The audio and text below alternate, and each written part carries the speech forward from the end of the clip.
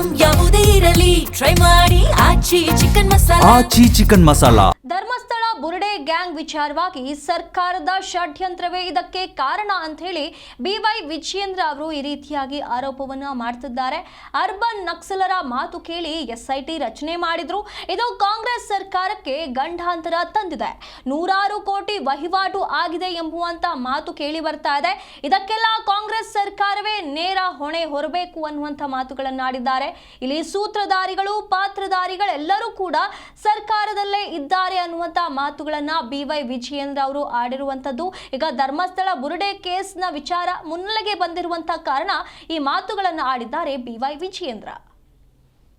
ಈ ಬುರುಡೆ ಎಸ್ಐಟಿ ತನಿಖೆ ಧರ್ಮಸ್ಥಳ ವಿಚಾರದಲ್ಲಿ ಈ ಕಾಂಗ್ರೆಸ್ ಸರ್ಕಾರದ ಷಡ್ಯಂತ್ರವೇ ಇಷ್ಟೆಲ್ಲ ರಗಳೆ ಆಗೋದಕ್ಕೆ ಕಾರಣ. ಅಂದಿನ ಮುಖ್ಯಮಂತ್ರಿಗಳು ಸ್ವತಃ ಅವರೇ ಆಸಕ್ತಿಯನ್ನು ವಹಿಸ್ಕೊಂಡು ಹಾದಿಲಿ ಬೀದಿಲಿ ಹೋಗಿರ್ತಕ್ಕಂಥವ್ರನ್ನ ಮಾತನ್ನು ಕಟ್ಕೊಂಡು ಎಸ್ಐಟಿಗೆ ಆದೇಶ ಮಾಡಿದ್ರು. ಹಿಂದಿನ ಮುಖ್ಯಮಂತ್ರಿಗಳು ಏನು ಕನಿಷ್ಠ ಪಕ್ಷ ಧರ್ಮಸ್ಥಳ ಅಂತ ಹೇಳಿದ್ರೆ ಕೇವಲ ಕರ್ನಾಟಕ ಅಲ್ಲ, ಇಡೀ ದೇಶದ ಮೂಲೆಗಳಿಂದ ಕೋಟಿ ಕೋಟಿ ಸಂಖ್ಯೆಯಲ್ಲಿ ಅಲ್ಲಿ ಭಕ್ತರು ಬರುವಂಥದ್ದು. ಅಂಥ ಒಂದು ಪವಿತ್ರ ಸ್ಥಳದ ಬಗ್ಗೆ ಎಸ್ಐಟಿಗೆ ಆದೇಶ ಮಾಡ್ತೇನೆ ಅಂತೇಳಿ ತೀರ್ಮಾನ ಮಾಡೋ ಮುಂಚಿತವಾಗಿ ಮುಖ್ಯಮಂತ್ರಿಗಳು ತಮ್ಮ ವಿವೇಚನೆಯನ್ನು ಬಳಸಬೇಕಾಗಿತ್ತು. ಆದರೆ ಅಂದಿನ ಮುಖ್ಯಮಂತ್ರಿಗಳು ಆತುರವಾಗಿ ಏನು ಅರ್ಬನ್ ನಕ್ಸಲರ ಮಾತನ್ನು ಕಟ್ಕೊಂಡು ಎಸ್ಐಟಿಗೆ ಆರ್ಡರ್ ಮಾಡಿದ್ರು, ಆದೇಶ ಮಾಡಿದ್ರು. ಇವತ್ತು ಕಾಂಗ್ರೆಸ್ ಸರ್ಕಾರಕ್ಕೆ ಇವತ್ತು ಅದು ಗಂಡಾಂತರ ತಂದುಬಿಟ್ಟಿದೆ. ಯಾರ ಮಾತು ಕಳ್ಕೊಂಡು ಇವತ್ತು ಇಲ್ಲಿ ಮುಖ್ಯಮಂತ್ರಿಗಳು ಆದೇಶ ಮಾಡಿದ್ರು.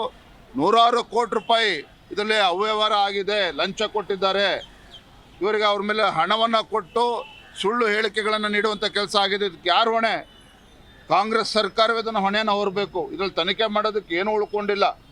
ಒಬ್ಬ ಮುಖ್ಯಮಂತ್ರಿ ಸ್ಥಾನದಲ್ಲಿರ್ತಕ್ಕಂಥವ್ರು ಧರ್ಮಸ್ಥಳದ ವಿಚಾರದಲ್ಲಿ ಏಕಾಏಕಿ ಎಸ್ಐಟಿ ಕೊಡ್ತಾರೆ ಅಂತೇಳಿ